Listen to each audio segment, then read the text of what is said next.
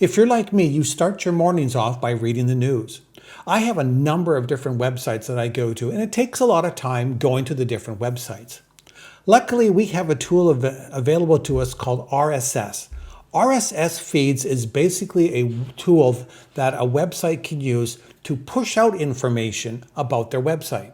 So anytime a new news item comes in, you actually get information pushed to you rather than you having to go to the website. Let me show you what I'm talking about. So right now I've got these 3 tabs up here, which are some news that I would go and hit in the morning. So the Times of Madeira, the Madeira News blog, and Madeira Island News. Now, if you scroll down here, you'll see the stories forum here, why did Boers die, and Babylon Madeira. So these are the latest news items, and you can go back in time and see the other ones that are there. Now, this website pushes out an RSS feed. So all we need is a tool to receive that information. And one of the handy tools that is free is called Feedly. Now, Feedly basically is a news scraper, you'll hear that term, or a news abdicator.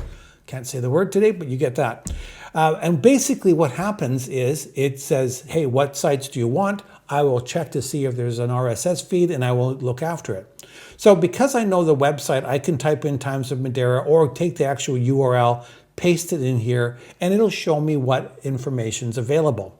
Now, I've already done that, and you'll see here I've got Madeira News. This is like a folder where I put all the different news feeds. And here we can see those websites, Madeira Island News, the original Madeira Island, and Times of Madeira. So let's look at Times of Madeira. These are all the current stories. Why did Boers die? Babylon Madeira.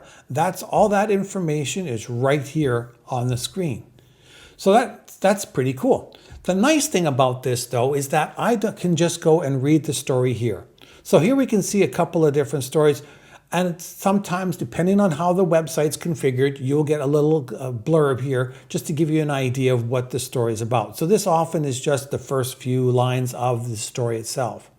So this item here, it says, why did Boers die? It's a links locally. If I click on this, it actually generates the whole story. So I don't even have to go to the website to read the story. I'm seeing the same information right here.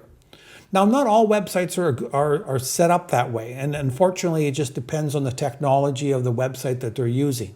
So, for example, the Madeira Island News blog, here we can see the stories, poor visibility, urgent appeal, North Coast. And when I go here, there's poor visibility, urgent appeal, North Coast, same stories. But when I click on this, it actually just gives me a little bit here, and then I need to go to the website.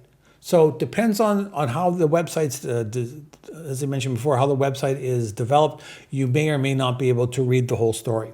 The nice thing, though, is I can just go and hit that and visit the website. Now, take a look. This is now grayed out. Watch the number here. I'm just going to make this unread again. So the number here is 6 stories. I'm going to go into here. I'm going to read this story. And here's a trick for you. If you're not interested in the story, just use the right key, and that takes you to the next one. But notice I now have 5 unread stories, 4 unread stories. So it actually tracks those items, so I'm not coming back and rereading the same stories. And that's great because that means in, let's say, 3 or 4 hours when I've got some time at lunch, I'll come here again. It's going to show me maybe 3 or 4 or 5 news stories, not old ones, but new ones that have happened within the last time I've read that. So that's RSS feeds. Great way to take your information, put it in one location and get that information.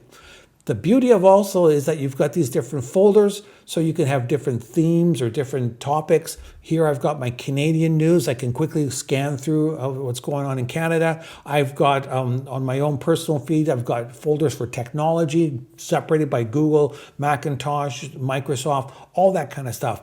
And any website that you visit all the time, copy it, come over here, click it here, and add it in as a source, and see what shows up.